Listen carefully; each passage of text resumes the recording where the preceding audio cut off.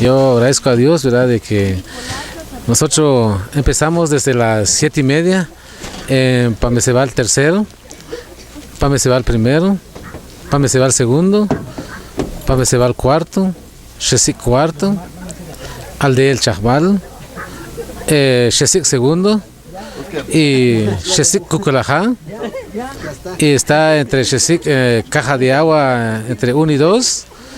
Y terminamos, o sea, estamos en la colonia San José y ahorita aquí estamos en Pacajá, Shesik primero, en Cacería Pacajá, Shesik primero, y ya terminando, gracias a Dios.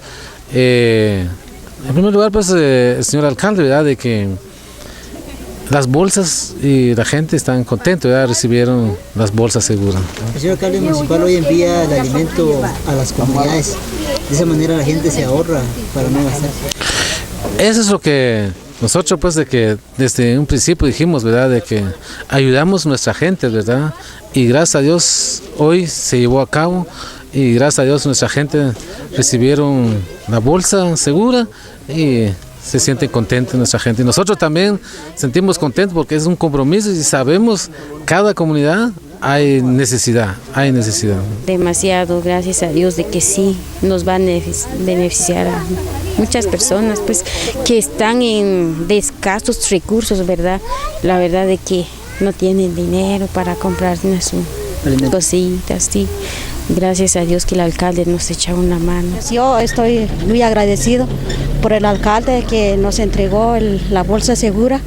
Muchas gracias a él que nos entregó.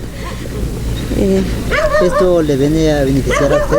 Sí, me va a beneficiar porque nosotros somos los necesitados de la ayuda.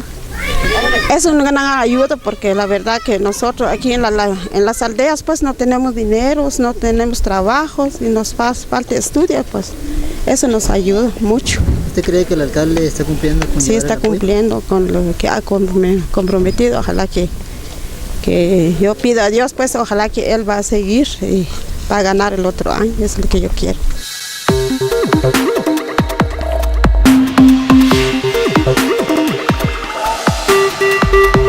Thank you.